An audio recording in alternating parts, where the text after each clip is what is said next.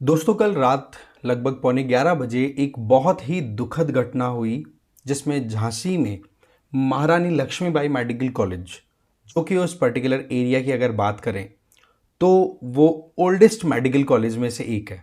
Right. और वैसे देखा जाए तो झांसी जिस रीजन में आती है दैट इज़ बुंदेलखंड। आप क्या देखते हैं बुंदेलखंड वाले इस रीजन में, इस हॉस्पिटल में रात को पौने 11 बजे आग लग जाती है। और आग भी कहाँ लगी, जहाँ पर छोटे बच्चे नवजात न्यू बॉर्न बेबीज जहाँ पर थे और वो कहीं ना कहीं अपनी खुद की हेल्थ इश्यूज का सामना कर रहे थे क्योंकि वो एनआईसीयू के अंदर थे। That means neonatal intensive care unit. जिस तरीके से आईसीयू में एक पेशेंट को ले जाया जाता है बहुत ही खतरनाक बीमारियों से लड़ने के लिए, या फिर जब जिंदगी और मौत की लड़ाई लड़ रहा होता है एक बंदा या एक इंडिविजुअल, तब हम आईसीयू में लेके जाते हैं। अब आप सोचो एक बच्चा अभी पैदा हुआ है, घर में खुशी आई, बट उस खुशी के साथ साथ में कुछ इश्यूज भी हैं, बच्चे के साथ में कुछ कॉम्प्लिकेशंस भी हैं। तो ऐसे में उसका ट्रीटमेंट कराने के लिए एक एनआईसीयू में हमने उसे एडमिट कराया। और उस बच्चे के साथ में कुछ ऐसा होता है जो शायद ही किसी ने सोचा हो। तो ऐसे में घर वालों पे क्या बीत रही होगी। एकदम से फायर आउटब्रेक होना, और उस फायर आउटब्रेक के बाद में इतनी ज़्यादा लापरवाहियाँ देखी गई हैं जिनके चलते ना तो वहाँ पर जो स्मोक रिलीज हुआ आग के बाद में उसको डिटेक्ट करने वाले डिवाइसेस काम कर रहे थे, ना ही फायर को कंट्रोल करने के लिए फायर एक्सटिंग्विशर्स थे वो इफेक्टिवली काम कर रहे थे। तो यहाँ पर इसमें 10 न्यू बॉर्न बेबीज की जो डेथ हुई है, इसको डेथ बोल के ही छोड़ा जा सकता है, शायद इसको मर्डर बोला जाए। तो इस इंसिडेंट की अगर बात की जाए तो आप खुद देख सकते हैं कि किस तरीके से छोटे छोटे बच्चों को बाहर निकाला जा रहा है, और हालात देख सकते हैं इस केवल एक क्लिप के अंदर। हम केवल फील कर सकते हैं कि कितनी परेशानी हुई होगी। इस बात को फिर हमारे जो लीडर्स हैं, प्राइम मिनिस्टर या फिर यूपी के चीफ मिनिस्टर योगी आदित्यनाथ या हमारे ऑपोजिशन लीडर खड़गे जी, इन्होंने सब ने अपनी तरफ से दुख प्रकट किया। पर ये दुख प्रकट करने से इतना कुछ होगा नहीं जितना कि उनको सपोर्ट देने की ज़रूरत है। आप PWI की तरफ से इन कोर्सेज को ज्वाइन कर सकते हैं। बट मुद्दा देखो बहुत ही ज़्यादा सीरियस है हमारे लिए। होता क्या है कि यहाँ पर ये जो एरिया है इस एरिया को बुंदेलखंड बोला जाता है। बुंदेलखंड रीजन की अगर बात करें तो यहाँ पर डेवलपमेंट के नाम पर वैसे भी बहुत कम एरिया डेवलप्ड आपको दिखाई देगा। ठीक है। अब यहाँ पर एक तो बहुत कम डेवलपमेंट, इंफ्रास्ट्रक्चर की कमी, और वहाँ पर भी टॉप हॉस्पिटल के नाम पर महारानी लक्ष्मीबाई मेडिकल कॉलेज जो ऑपरेट कर रहा है, जो कि आसपास में सबसे ज़्यादा कहते हैं ना कि कह सकते हो रिकॉग्नाइज्ड, हाईली रिकॉग्नाइज्ड हॉस्पिटल है, या फिर ये कहें कि सबसे पुराना ओल्ड आप कह सकते हो मेडिकल इंस्टीट्यूशन है पढ़ाई के लिए, वहाँ पर ऐसा इंसिडेंट निकल के आया। तो ये चीज़ें दिल दहलाने वाली हैं। राइट। बताया जा रहा है कि इस हॉस्पिटल में एनआईसीयू के अंदर लगभग 100 के लगभग बच्चे थे।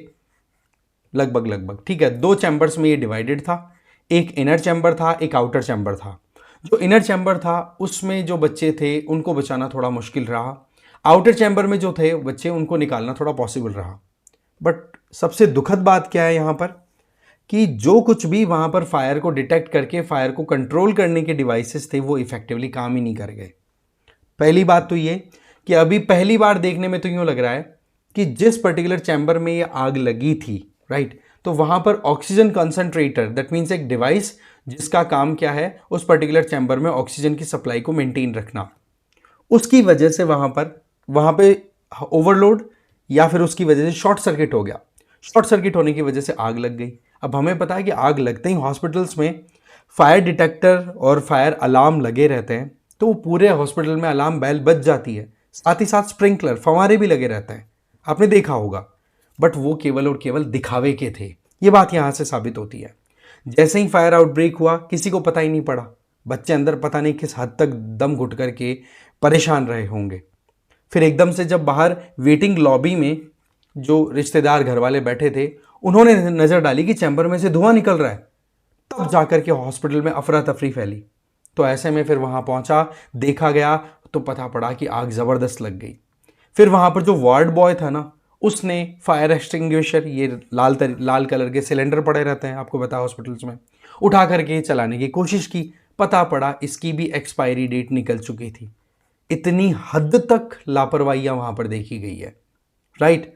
तो यहाँ पर सबसे बड़ा सवाल ये आता है कि इन सब के पीछे क्या बच्चों की किस्मत बोली जाएगी, घर वालों की बदकिस्मती बोली जाएगी, या फिर जो टॉप मैनेजमेंट पे लोग बैठे हैं जिन्होंने अप्रूवल दिया है कि हाँ जी हमारे यहाँ पर सब कुछ सही चल रहा है, जिन लोगों ने रिपोर्ट बनाई, रिपोर्ट सेफ्टी रिपोर्ट को अप्रूव किया, जिन्होंने ऑडिट की, वो एक्चुअल में उन लोगों को यहाँ पर अकाउंटेबल ठहराना बहुत ज़्यादा ज़रूरी है। इसी बात को ध्यान रखते हुए योगी आदित्यनाथ सरकार के द्वारा तो देखो, एक तो ये कहा गया है कि जो बच्चे इंजरी से अभी गुजर रहे हैं उनके परिवार वालों को 50,000 रुपए दिए जाएंगे, और जिनकी डेथ हो गई उन लोगों को 5 लाख रुपए दिए जाएंगे। सिमिलरली सेंट्रल गवर्नमेंट की तरफ से भी, प्राइम मिनिस्टर मोदी जी की तरफ से अनाउंसमेंट आया कि 2 लाख रुपए हर एक इंडिविजुअल को दिया जाएगा जो वहां पर एक तरीके से इस पर्टिकुलर इंसिडेंट के हत्थे चढ़ गया, जिसकी जिंदगी खत्म हो गई, राइट। अब सवाल ये आता है कि इस पूरे मुद्दे को इन्वेस्टिगेट करने के लिए 2 मेंबर की कमेटी कॉन्स्टिट्यूट की गई है। वैसे तो देखो सरकारी कामों में हम देखते हैं कि कभी भी कोई इंसिडेंट हो जाता है तो कमेटी कॉन्स्टिट्यूट कर दी जाती है, उसकी इंक्वायरी हो जाती है, रिपोर्ट आती है। वैसे ये रिपोर्ट जो आएगी ये 2 मेंबर की, इसमें कौन पार्टिसिपेट कर रहा है? एक तो देखो कमिश्नर हैं, ठीक है, और जहाँ तक एक डीआईजी हैं, वो मिलकर के और फिर बाद में इन्वेस्टिगेशन करेंगे और रिपोर्ट पब्लिश इनको सबमिट करनी है चीफ मिनिस्टर को इस इंसिडेंट के 12 घंटों के अंदर अंदर।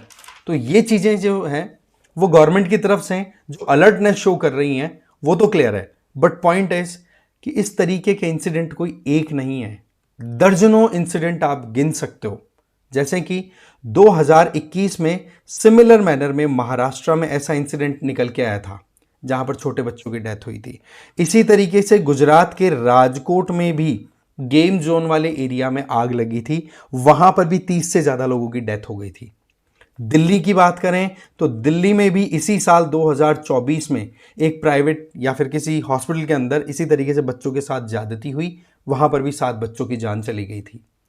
ऐसे में ये हमारे लिए एक कहते हैं ना आई ओपनिंग वाला काम है। सबसे बड़ी प्रॉब्लम क्या है हमारे देश में कि जब कोई घटना घटित होती है तब तो हम जग जाते हैं कि हाँ यार वाकई में बहुत गलत हुआ, ऐसी चीज़ों को रोकना चाहिए। बट जैसे समय बीत जाता है, भूल जाता है, चीज़ें बिल्कुल इग्नोर, और फिर एकदम से कोई इंसिडेंट आता है तब एकदम से जगते हैं, अरे यार ये तो गलत हो गया। अरे भाई जब टाइम पे आपको अपनी तैयारियां रखनी होती है तो वो तैयारियां रखो ना। आज जिस युद्ध स्तरीय काम को करने की बात की जा रही है, यहां पर अधिकारियों को बोल दिया गया है कि युद्ध स्तर पर राहत और बचाव कार्य किया जाए। युद्ध स्तर की अगर बात आए तो डेली बेसिस पर युद्ध स्तर क्यों नहीं? हमारे यहां पर आर्मी पर्सनल्स हैं, आर्मी में जो डिफेंस में काम कर रहे हैं इंडिविजुअल्स हैं, क्या वो डेली रेडी नहीं रहते कि हाँ भाई कभी भी चाइना और पाकिस्तान से युद्ध हो सकता है? रेडी रहते हैं ना वो।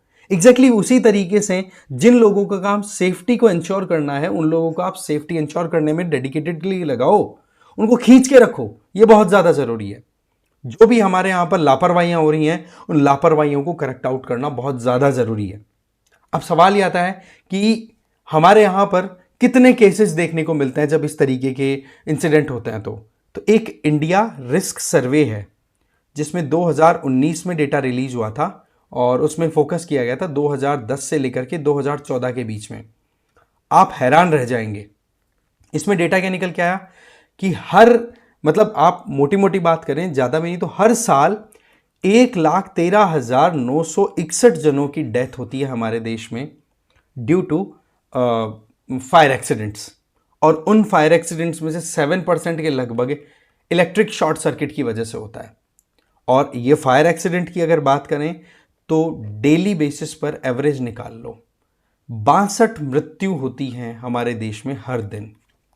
ये वाकई में हिला देने वाला डेटा है, ये आग की वजह से। और इसमें जिस तरीके से हमारी ओल्ड इंफ्रास्ट्रक्चर है, इग्नोर्ड इंफ्रास्ट्रक्चर जिस पे हम मेंटेनेंस नहीं कर रहे हैं, वो एक बहुत बड़ा फैक्टर वहाँ पे रोल प्ले करता हुआ दिखाई पड़ता है। अब यहाँ पर हमें समझना होगा कि क्या कारण है जिसके चलते ही ये इतनी प्रॉब्लम्स होती हैं। तो मैं यहाँ पर आपको लिस्ट गिना सकता हूँ कि कितनी प्रॉब्लम्स हैं हमारे यहाँ पर जिसके चलते इस तरीके के इंसिडेंट होते हैं। नंबर 1, रेजिडेंशियल एरिया के अंदर कॉमर्शियल एक्टिविटीज़ और वहाँ पर कंजेशन, बहुत ज़्यादा कंजेस्टेड वायरिंग का होना, वो प्रॉब्लम क्रिएट करता है। इवन नेशनल ग्रीन ट्रिब्यूनल ने दिल्ली की सरकार को और कई सरकारों को कहा है कि भाई आप प्रॉपर एक्शन लो। क्यों रेजिडेंशियल एरियाज़ के अंदर कॉमर्शियल एक्टिविटीज़ को आप अलाउ करते हो जहाँ पर हैवी ड्यूटी, हैवी लोड वाले काम होते हैं? शॉर्ट सर्किट की वजह से इस तरीके के इंसिडेंट होते हैं। सिमिलर मैनर में हमारे यहाँ पर पुअर इंफ्रास्ट्रक्चर है जिसका प्रॉपर मेंटेनेंस नहीं किया जा रहा। इसका मतलब पुरानी वायरिंग है, और जहां पर आप इलेक्ट्रिसिटी से रिलेटेड आप सर्किट्स डेवलप कर रहे हो वहीं पर आप कंबस्टेबल मटेरियल भी रख रहे हो, जैसे कि ऐसे केमिकल या फिर ऑक्सीजन की प्रेजेंस वहां पर इतनी ज़्यादा रहती है जिसके चलते आग पकड़ ले। अभी जैसे ये झांसी वाला इंसिडेंट हुआ है तो वहां पर ऑक्सीजन कंसंट्रेटर में वहां पर ब्लास्ट हुआ ना, वो आग लगने के बाद में, तो जिस चैम्बर में बच्चों को रखा हुआ था उस चैम्बर में ऑक्सीजन का लेवल ज़्यादा था, और आपको पता ऑक्सीजन आग लगाने में सपोर्ट करता है, तो ऐसे में आग को कंट्रोल करना बहुत मुश्किल हुआ। इवन 6 फायर इंजन लगाए तब जाकर के वो थोड़ी सी आग रुकी, फिर बच्चे जो थे उनको निकालना पॉसिबल हो पाया। सिमिलरली देखा जाए तो हमारे यहां पर जो भी इंफ्रास्ट्रक्चर के नाम पे डेवलपमेंट होते हैं, मान लो कोई ऑफिस है, क्लोज चैम्बर है, तो उसमें सेफ्टी के नाम पे बहुत कुछ तैयारियां कर ली जाएंगी, बट वो सारा दिखावा है, क्योंकि जब एक्चुअल में इंसिडेंट होता है तब वो सारे काम करने ही फेल हो जाते हैं। ना तो उनसे पानी निकलता है फव्वारों से, ना अलार्म बजती है, ना फायर एक्सटिंग्विशर प्रॉपरली काम कर पाते हैं। तो फिर किस तरीके का मैनेजमेंट, किस तरीके का सिस्टम ये रन हो रहा है, राइट? साथ ही साथ हाई डेंसिटी, हमारे यहाँ पर पॉपुलेशन की जो राइज हो रही है उसको हम मैनेज नहीं कर पा रहे हैं, क्योंकि ज़्यादा बच्चे आएंगे, ज़्यादा पेशेंट्स आएंगे, तो एक ही हॉस्पिटल में आप कॉरिडोर में भी बेड लगा देते हो। इतना ज़्यादा लालच, इतना ज़्यादा परेशानी वाली चीज़, राइट? इसके अलावा लोगों में अवेयरनेस की भी कमी है कि हाँ भाई कैसे इन चीज़ों से टैकल किया जाए और किन हॉस्पिटल्स में हमें हमारे बच्चों को एडमिट कराना चाहिए। खैर, यहाँ पर हम बात कर रहे हैं सरकारी हॉस्पिटल की, तो सरकारी हॉस्पिटल में ज़रूर कहीं ना कहीं वो गरीबों के बच्चे होंगे, चांसेस बनते हैं। तो मार किसको पड़ी एक बार फिर से? गरीब को। ठीक है, किया क्या जा सकता है? अगेन जो प्रॉब्लम्स हैं उनको सॉल्व कर दो भाई। आपको फायर सेफ्टी नॉर्म्स को प्रॉपरली इंप्लीमेंट करने होंगे। ऑडिट जब भी कराओ सेफ्टी से रिलेटेड, वो आपको किसी थर्ड पार्टी से करवानी चाहिए, इंडिपेंडेंट बॉडी एजेंसी से करवानी चाहिए। बिल्डिंग के प्रॉपर कोड्स हैं वो इंप्लीमेंट होने चाहिए, बट अगेन करप्शन यहां पर आकर के आड़े आ जाता है। अब आप लोगों को मैं बता दूं कि वैसे आग लग जाती है तो 5 तरीके से आग बुझाई जा सकती है। 5 डिफरेंट तरीके के अग्निशमन यंत्र होते हैं। एक तो वाटर मिस्ट और वाटर स्प्रे, एक होता है फोम बेस्ड, एक होता है ड्राई पाउडर, एक होता है कार्बन डाइऑक्साइड बेस्ड, एक होता है वेट केमिकल बेस्ड। ये 5 तरीके के बेसिक आपको फायर एक्सटिंग्विशर यूज होने को देखने को मिल जाएंगे। बट इसी में से मैं आपसे एक क्वेश्चन भी पूछना चाहूंगा कि आप बताइए कि अगर कहीं पर शॉर्ट सर्किट की वजह से कहीं पर इस तरीके से आग लगे तो इन 5 में से किसको आप अप्लाई करना पसंद करेंगे? आप अच्छे से रिसर्च करके इसका आंसर देंगे। प्लस ये जो इंसिडेंट झांसी में हुआ है इस पर आपका क्या ओपिनियन है, प्लीज़ कमेंट बॉक्स में ज़रूर बताइएगा। मामला बड़ा सेफ्टी का है। Thank you very much for watching this video.